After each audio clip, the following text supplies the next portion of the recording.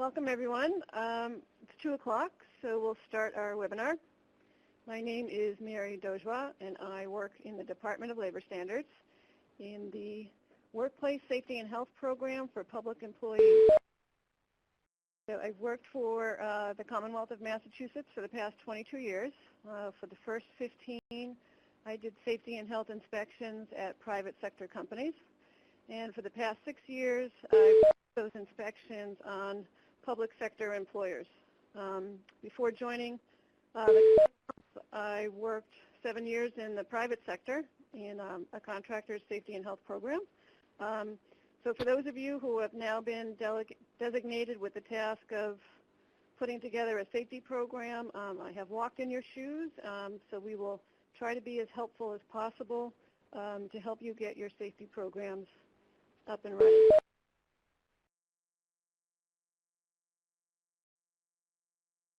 So here's a roadmap of what we're going to talk about in today's webinar. First, we're going to do an overview of the updated law. We'll talk about the Department of Labor Standards inspection process and what an inspection is like. We'll talk a little bit about where to start. So if you're the person responsible for safety at your workplaces, we'll give you some tips on what we're looking for at DLS to help you get started and know where to get to work on first. We'll talk about some common questions, particularly about reporting of injuries, and we'll go over some case studies. So we're printing up a booklet this week. It's an orientation booklet for public sector. A lot of the handouts, bulletins, and posters that I'll be talking about in this webinar are compiled all in one place in this booklet. They're also located separately right now on our website. And everyone who has registered for this webinar, giving us an email, we will email this out to you when the booklet is ready in PDF.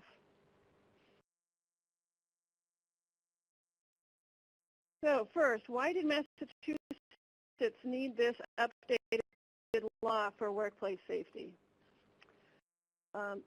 So the reason is critical. We have David Fisk, Warren Coles, Michael McDaniel, Patricia Welker, Carlos Tabares, Marie Stewart, and other public workers who have received fatal injuries on the job. So last summer, David Fisk was mowing the grass outside of a drinking water pumping station, and there was a small little hill, and he turned the mower along the tree line, and there was a large rock hidden by some poison ivy. So a wheel hit the rock, tipped the mower over, and the equipment itself tipped over and landed on David. The Department of Labor Standards went out and did an inspection. We found 3 things that could have prevented this injury from happening. First was using the rollover protection that was designed with the equipment. Second was using the seat belts. And the third was worker training on the equipment.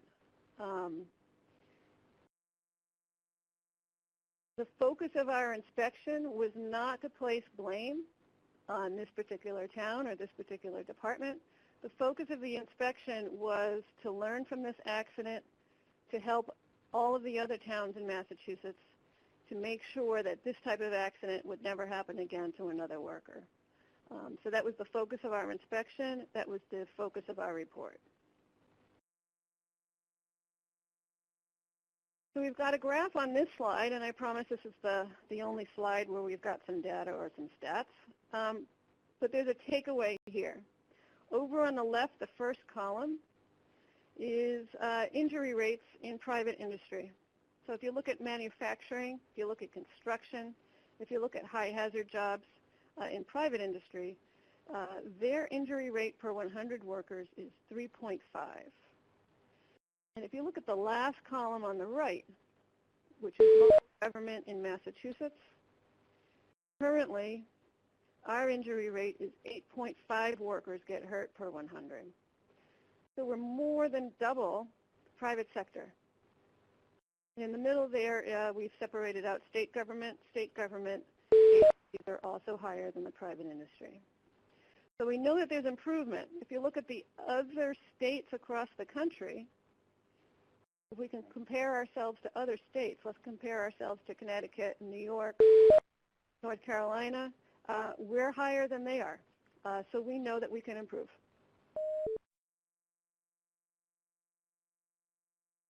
So here's an overview about the new law. Our first question that we've received from a few folks is, who does this updated law apply to? And so the real simplest answer is, if you get your paycheck from a public sector employer, then you are covered by this updated law. So if you work in public sector, then you're covered. What's required? Your employer now has a responsibility to provide workplace injury prevention and to provide you with at least the same level of protection provided under the federal OSHA Act.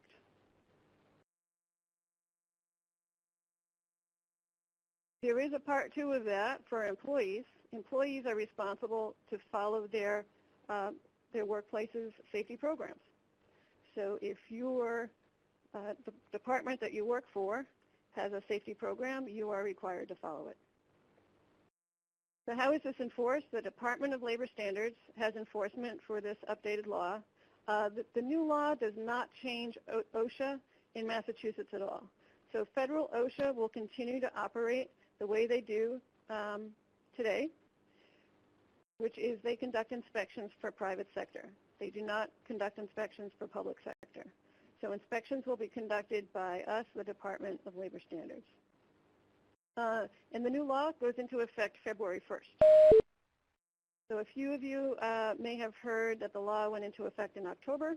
That was an earlier version of the bill, and the bill that was ultimately signed, the effective date of February 1st, 2019.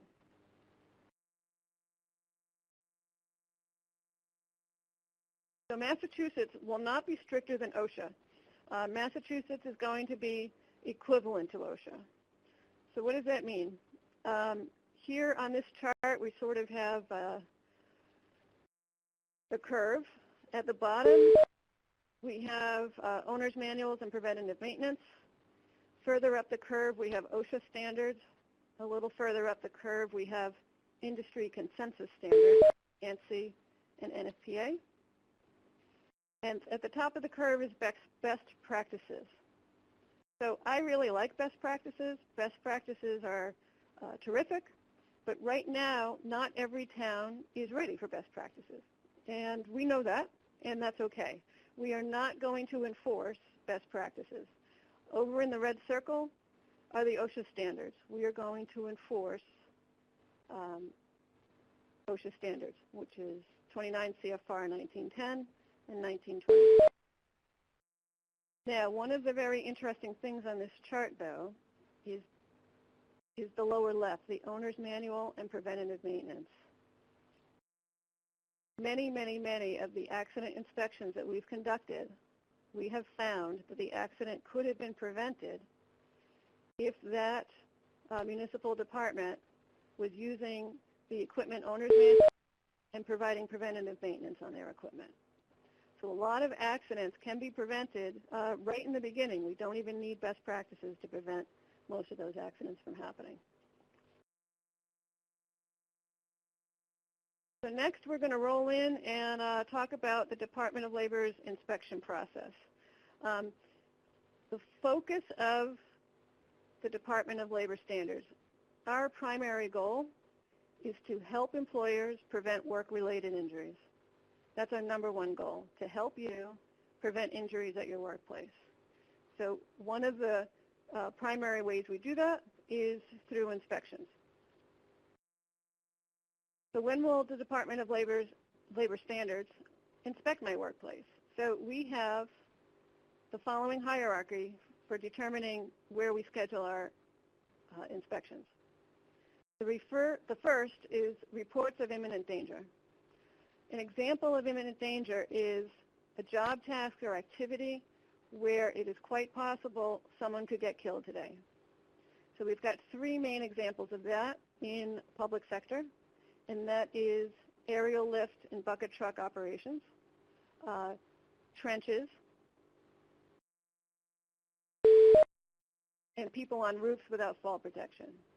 So if we receive information or a complaint that there's workers at risk from those three tasks, we will stop in and schedule an inspection as soon as possible. The next priority is accident and fatality investigations. We will follow up on accidents where we feel could have been prevented, such as chainsaw accidents, electric shocks, amputations, burns. We will schedule an inspection with you to follow up on those accidents. The next type of inspection that we do is complaints. So we will receive, and people can submit complaints to us. The complaints often come from individual employees. They sometimes come from union representatives. They sometimes come from the residents in your town who are driving past your work site and see something that doesn't look quite right. So they can submit information to us. When we receive the information, then we sort of evaluate it to see what type of follow-up action it merits. So sometimes a complaint is serious, and we will schedule a site inspection. Sometimes a complaint refers to information that is not usually related to an injury, and in those cases, we will call up the department director, inform them about what we've heard, and ask them to respond back to us in writing without conducting an on-site inspection. The fourth type of inspection we do is voluntary inspections and planned programmed inspection. So a voluntary inspection is like a mock OSHA inspection. So instead of going out in enforcement mode, we go out in consultation mode. We do the same type of inspection. We will walk through your public works garage. We will walk through your drinking water plant or wastewater plant and do a mock inspection. It is completely free. However, there is a small catch. If we see a violation, then you will agree to fix it. So if an exit sign is missing, you'll agree to install it. If a railing is missing, you'll agree to install it. The next kind we do is a planned programmed inspection. We know that workers have gotten hurt across the Commonwealth while operating aerial lift trucks. We know that they've gotten hurt during trench activities. And we know that wastewater treatment plants have a lot of moving parts and pumps and hazards. So what we do each year is we schedule out a planned programmed inspections of a representative number of departments with those activities. So we'll look at the map of Massachusetts, and we'll go to a wastewater treatment in Metro Boston, north of Boston, southeast. We'll go to Central Mass. We'll go to Western Mass and make sure that we do a wastewater treatment plant inspection in each one of those regions.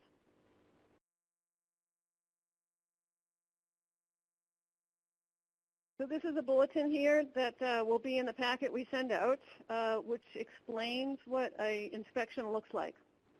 So there are three main parts to the on-site inspection. First, we are going to have an opening conference. At the opening conference, we will introduce ourselves and explain why we are there. It might be because of an accident follow-up. It might be because it's a planned programmed inspection. It might be because we're following up on it. After the opening conference, we will conduct a site walkthrough. We will be looking at equipment and conditions that you have that could cause a work-related injury. At the end of the walkthrough, we will conduct a closing conference. At that time, we will let you know, sort of in a bullet punch list, what we've seen and what our report will contain. We do not like to give you surprises, so we do not want to give you a report 2 weeks later that has items that we have not discussed together. So all of our reports will have information that was included during the closing conference. So something that also happens or could happen during the opening conference is that we will ask to be introduced to your local union stewards.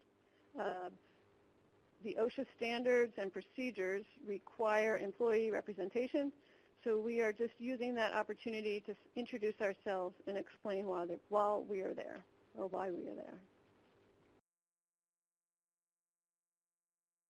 So what are we looking for? During our inspections, we're looking for three main things. First, we're looking for anything that could cause a potentially fatal accident. Next, we're looking for items that could cause a serious accident. And third, we're looking for your written programs, your training, your support materials. So let's talk about priority one first.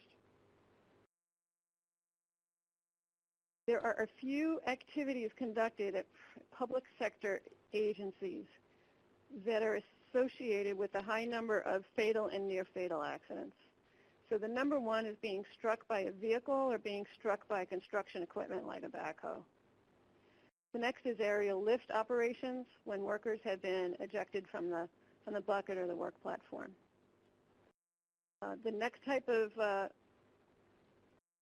highly hazardous activity is trench activity. We have had trench collapses at public sector jobs in Massachusetts. We had one 2 weeks ago. Usually when they're in the newspaper, they're about private sector companies, but we have had public sector departments have some soil collapses. Another source of fatal and near-fatal injuries is ladders and ladder use, and railings in your wastewater treatment plants, schools, and DPW garages. So those are the high-profile items that we are looking at first. The next category that we're looking at is any type of activity that has the potential for serious injury. So over on the right, you'll see a worker with a chainsaw or being trained on how to use a chainsaw. We have had, I guess each year, we get several chainsaw accidents. People get cut in the arm, and people have been cut in the leg. So we go out to those events, and we will ask for your employee training and equipment maintenance. Machine guarding is an issue in several of your workplaces, such as water plants and your school kitchens. Anything with pumps, motors, moving parts, pulleys. We are looking at machine guarding to make sure that your workers don't get pinched or pulled into the machinery. We're also looking at lockout tagout, because that type of injury, if machinery moves on you or electrical, if the HVAC that you're working on is still alive, can cause a very serious injury. Okay, and our last priority, what we're looking at is your overall safety management system. We're looking for your written programs. We're looking for your equipment maintenance and your worker training. So a quick note about written programs, and I will talk about it in the slides coming up. Not every OSHA standard requires a written program, but there are several that do require a written program. If a written program is required, then the Department of Labor Standards will give you help. We will have a template available to get you started. So over on the right, this picture is an example of the template that we have up on our website. If you are required to have a lockout tagout program, this fill-in-the-blank type template gets you started in developing one for your own workplace. So the last part of our enforcement procedures is the actual report that you get. So there's two main reports that you could receive. The first is a written warning with order to correct. If we see a condition that could cause a work-related injury, we will ask you to correct it. So we will give you an itemized report that describes the condition, identifies the OSHA citation that corresponds to that condition, and gives you some suggested ways to correct the condition. We will also have a due date. Usually our due dates start with about 30 days because most people can install a missing exit sign in 30 days. If you need a longer time, then talk with us and we will talk about a longer time. You are also allowed to ask for an extension. You can show us the progress that you've been making. As long as you communicate status with us and you communicate your plan with us, we are open to communications about an extension date. So for instance, we did a school inspection where we asked the school to provide all of the custodians with ladder training. It was summer vacation and they explained that the custodians would not be back in the same building until September 3rd, and that they would provide that training the week of September 3rd. So we said yes to that. After the training was completed on September 5th, they emailed us the attendance logs, and we were able to close out that item. So we are happy to work with you if you communicate your plan to us. The next type of inspection report that is possible is called a civil citation with civil penalty. That means we can issue a fine for each violation. The fine value is $1,000 per violation.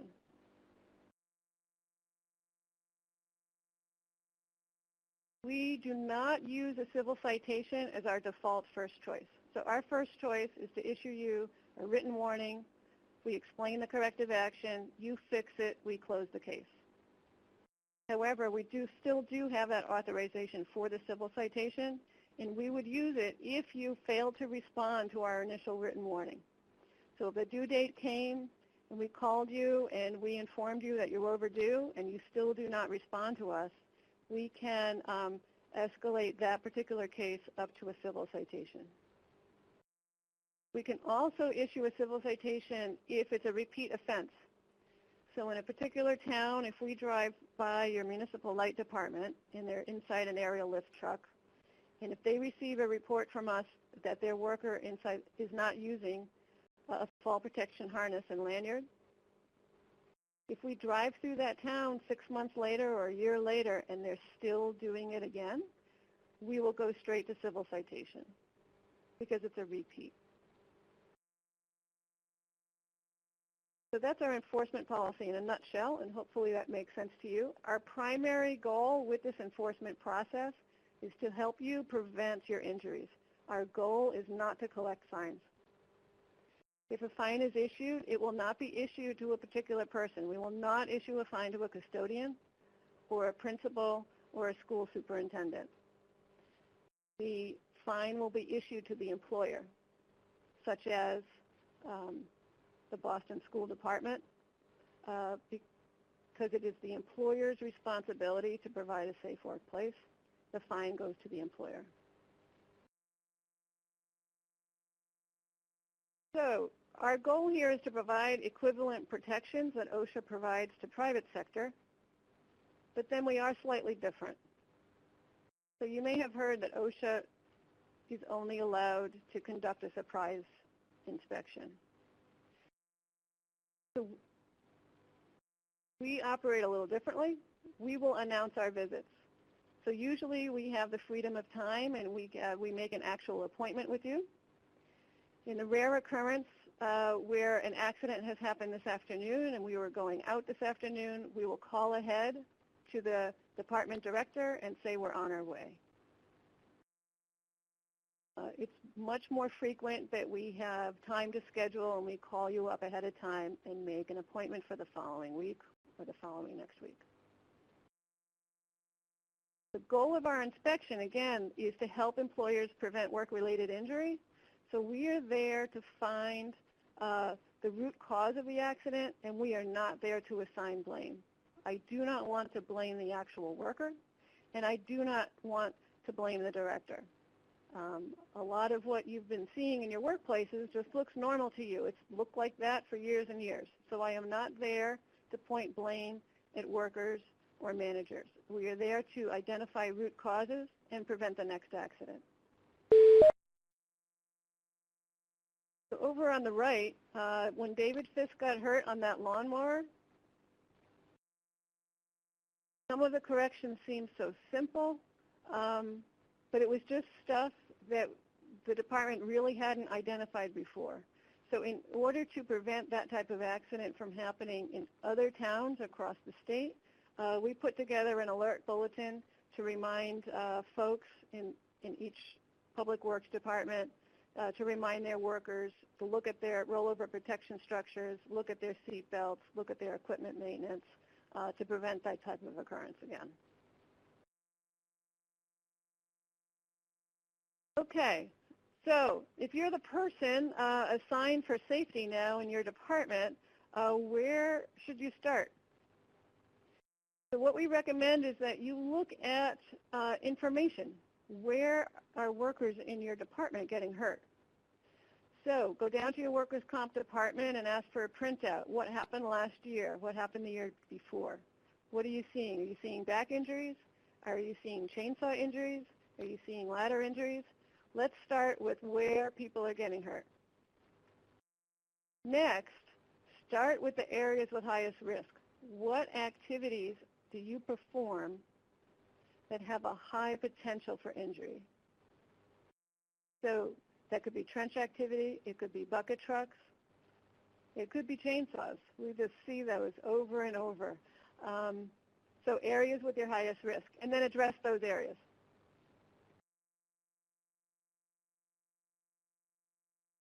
So here's an example, and we do have this is to help departments focus their efforts, because you want to know where to start.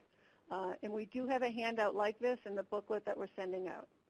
So if you're a highway department, we've been to many highway departments, and we see a lot of the same stuff. So here's your focus. Focus on your equipment maintenance and operator training. So if you hand someone a chainsaw, they have to be trained on the chainsaw. If you hand them a grinder to cut cement pipe, they need to be trained on that grinder. Next, look at your ladder inspections and trainings and your work zone setup. Working in a road, you just have a high possibility of getting struck by motorist traffic and getting struck by construction equipment. So focus on how you're doing advanced warning signs, your cones, your high visibility vests.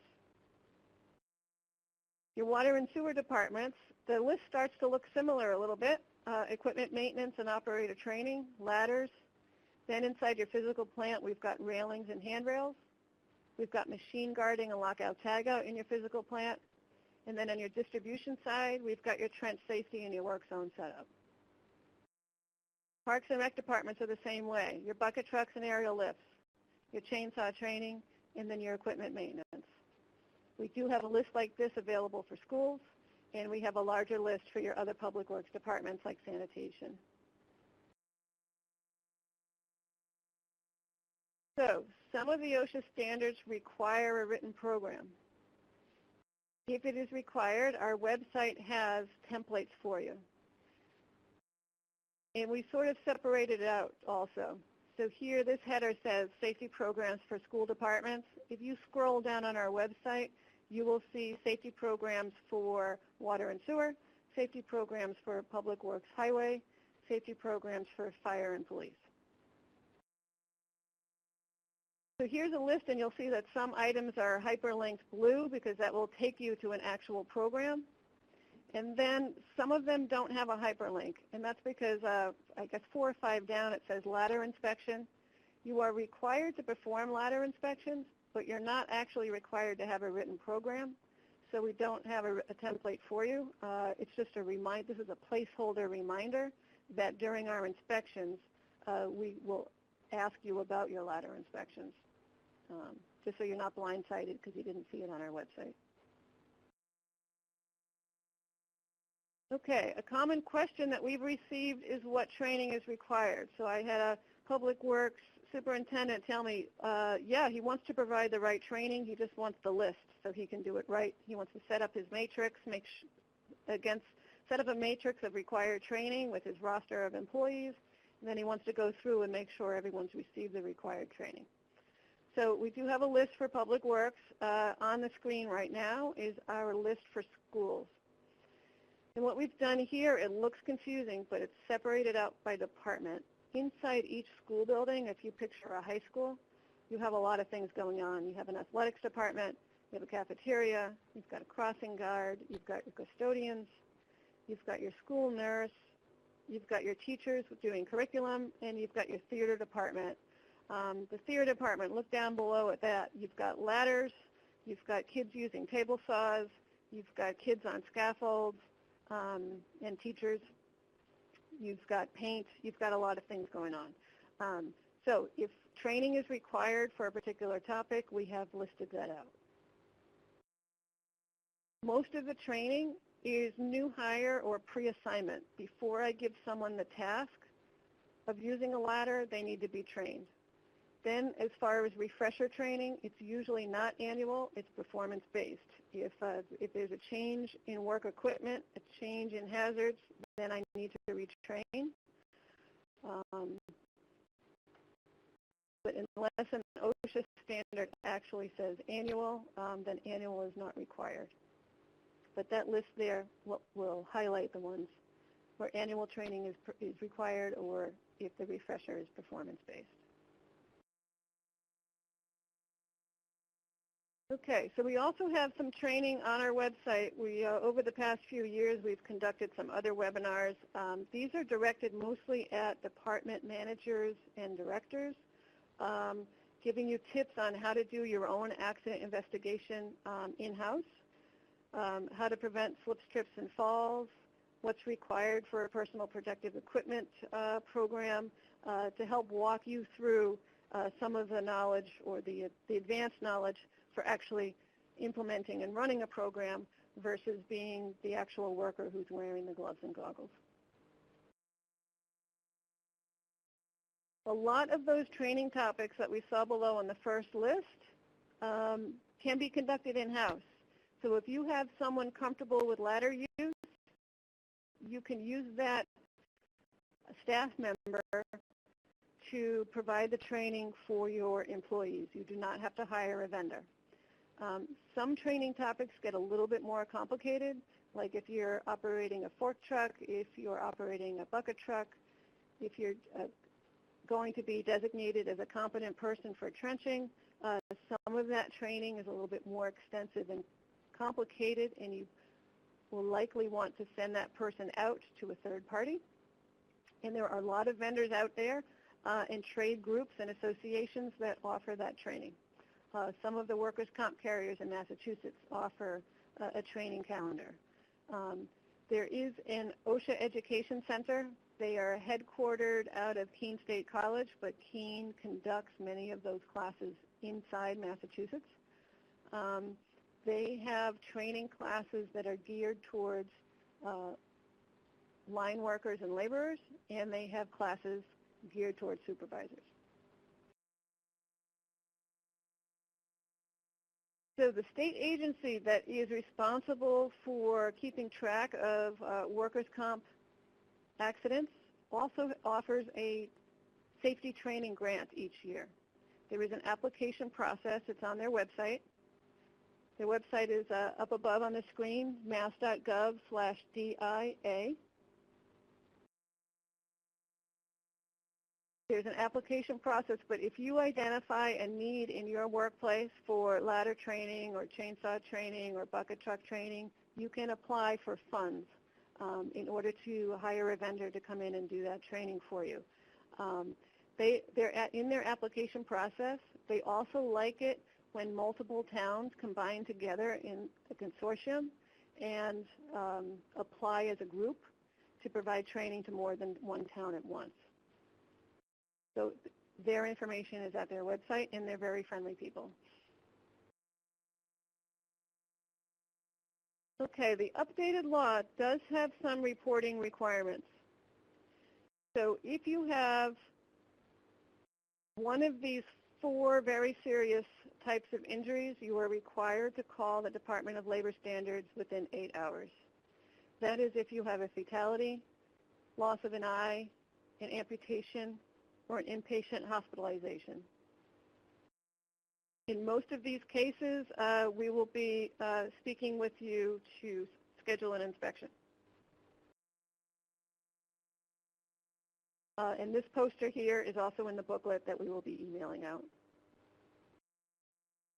Now, some of you may have heard of something called the OSHA 300 log, and some of you may have been contacted by vendors scaring you about something called the OSHA 300 log. I very much want you not to be scared about this. Private sector companies are required to keep this log and are required now to enter the data onto the OSHA website. That is not required right now for public sector. So do not submit any of your data on the OSHA.gov website. Many of you right now have an existing workers' comp system where you are tracking your work-related injuries. Keep that system that you have, and this updated law does not want you to change your current system. Every year in January, there is a random number of public sector agencies in Massachusetts who receive a letter from the Bureau of Labor Statistics asking for their OSHA 300 information. So sometimes it's your elementary school, sometimes it's your library, sometimes it's your drinking water plant. You'll receive a letter asking for your information. At that point, if you receive a letter, then you are required to answer and respond. But I think across, I don't have the exact number, it might be 30 or 50 or 60 companies or employers actually get that letter.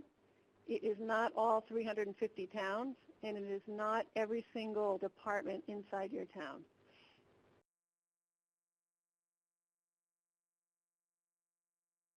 There is a required poster for public sector workers.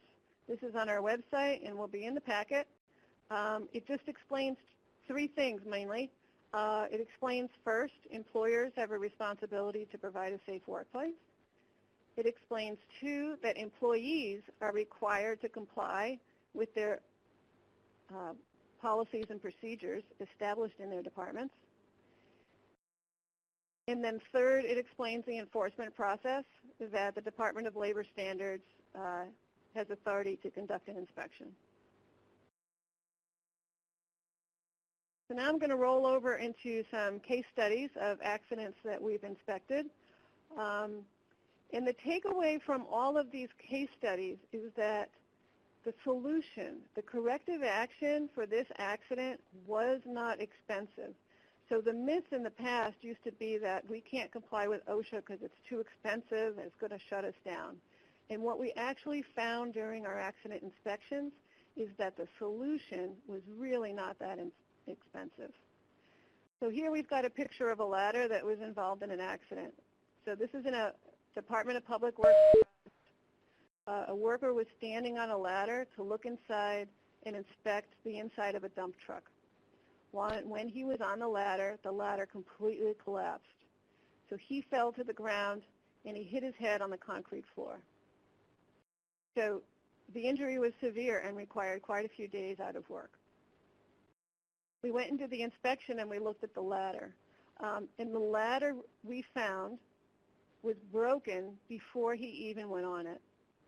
So the corrective action in this case was to do a ladder inspection before the ladder was used, and to do worker training on the ladder so that that worker knew what to look for and knew that if that spreader bar was not there on the ladder, and if the spreader bar was broken, that he should not use that ladder at all.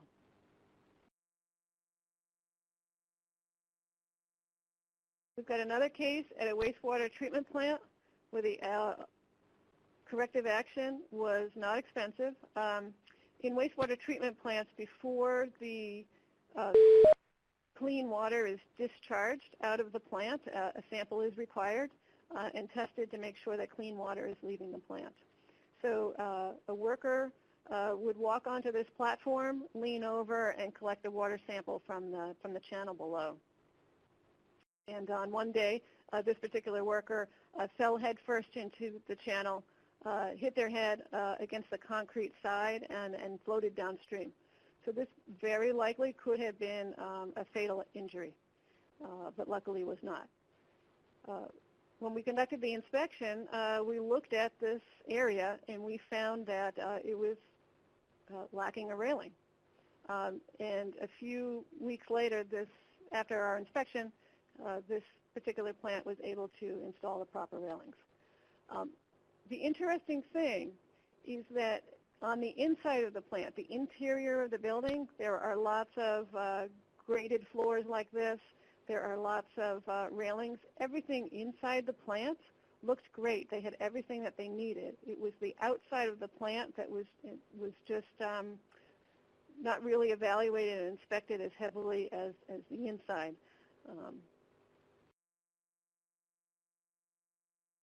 All right, in this slide here, we are actually looking at the scene of an amputation. So this is an elementary school, and this door opens out onto a courtyard where the kids have recess.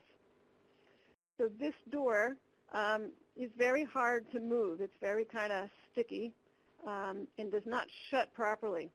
So the teachers had to use two hands, put one hand on the doorknob above, and then there's a small latch down below. Put their hand on that latch, and then hug that door shut really quickly. So one day the teacher was doing that. Her fingers were hanging over the edge of the door, and she got caught between the door and the door frame and cut off the top of her fingertip. So we went down and did an inspection of that area, and we found this hinge. And the hinge, instead of the pin that was provided when the manufacturer sold the hinge, the hinge had been replaced with a nail, which made that door not move properly. So this correction to prevent this amputation from happening was actually less than a $5 fix.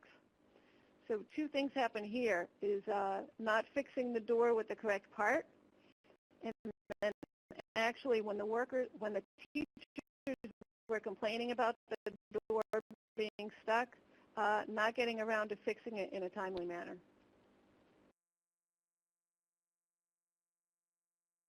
All right, so this is our last case study, and this is a road repaving operation.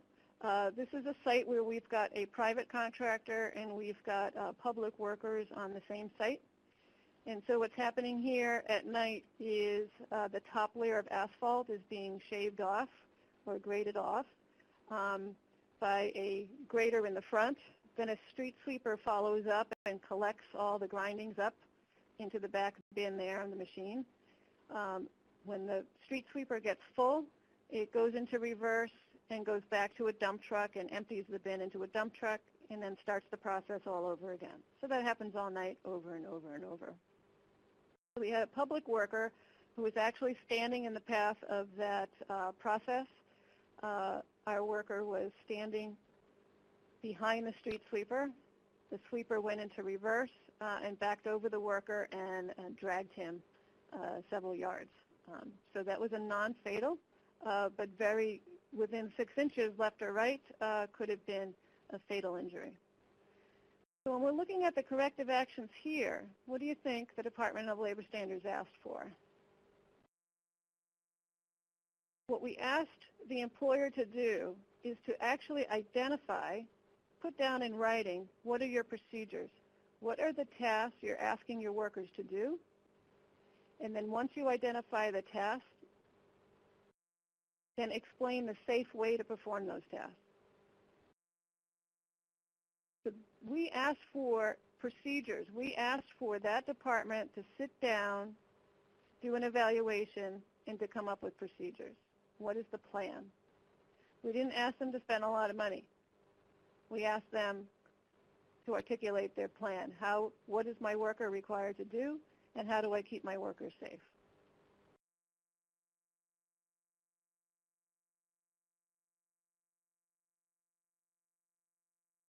So that's the end of the case studies there, but most of the accidents that we do, the corrections are actually quite simple and doable. We will this session right now, this webinar is more of a general orientation, giving you an overview of the law in total. But we do know that inside each municipality, we've got different departments doing specific tasks and very different tasks. So we will be offering some department-specific courses. So we'll have a session focused just on school questions, drinking water questions, wastewater questions, fire questions, to help you match up what your job tasks are to what the OSHA regulations and requirements are. We'll also be having some webinars on inspection history. So like you saw before, we see a lot of ladder accidents. We see a lot of chainsaw accidents. We will be hosting some webinars on our inspection history to show you what we've been seeing out there during our inspections so that all 351 towns can learn at the same time instead of one by one. And we will also be offering some mock inspections. So the idea there is that we've got a school kitchen or we've got a wastewater treatment plant. One of the Department of Labor Standards inspectors can walk through with superintendents from 6 towns or school facility managers from 6 other nearby towns, walk through that area, identify what we see is good that you're doing, keep doing it, and what we see is a deficiency that needs correction. So the purpose of that mock inspection would be it's a training opportunity because our primary goal is to help employers prevent your injuries.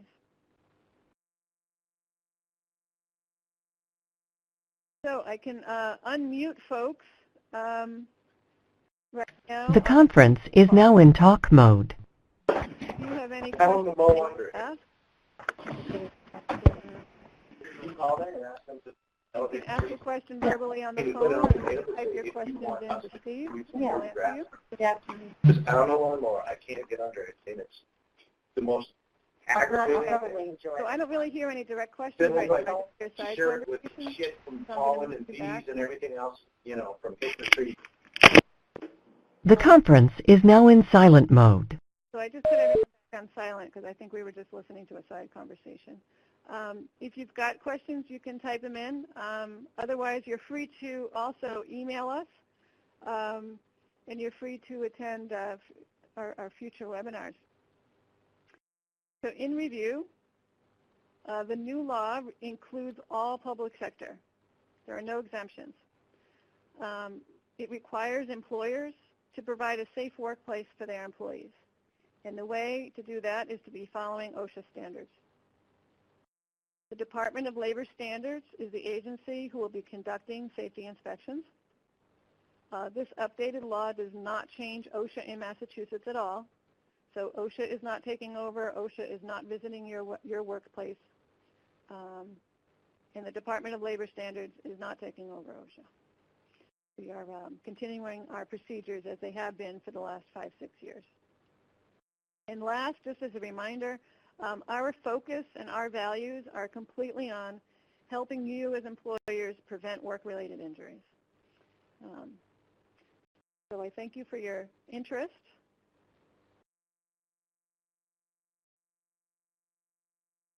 This last slide has our phone number. It has our email hotline, and it has our website. A lot of the documents I showed you are currently on our website. That booklet is not there now. It's being printed this week. It will be up sometime next week. And looks like I have a question coming in, so I'm going to mute you all for a second, get the question, and then answer. The conference is now in talk mode. But yeah, I didn't know who to talk to, so. But I know you had actually said they called once. Oh, they call us all the time. We just don't have. Okay, so we just got a question about an OSHA 10 class. They have more money than all of us. The conference is now in silent mode. So there is a department who's conducting an OSHA 10 class. The OSHA 10 class is not mandatory. However, it's a terrific idea. So if you have an OSHA 10 class scheduled, excellent. During that class, there is a module on OSHA standards. So inform the instructor that you want them to talk about regulations for public sector in Massachusetts, and they will cover that for you. That's one of the mandatory modules. Yeah. The OSHA 10 also has a module on ladders, so tell your instructor you're interested in ladders because we keep finding a problem with that.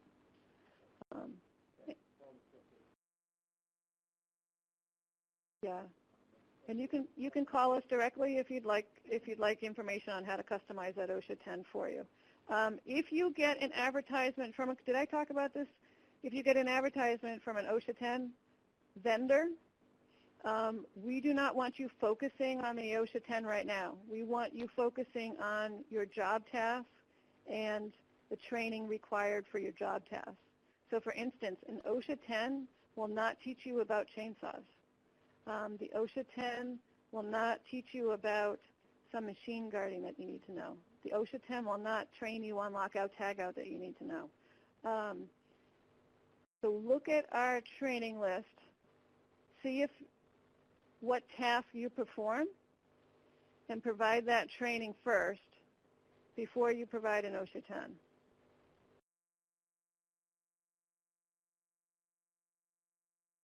Okay, moving on to another question.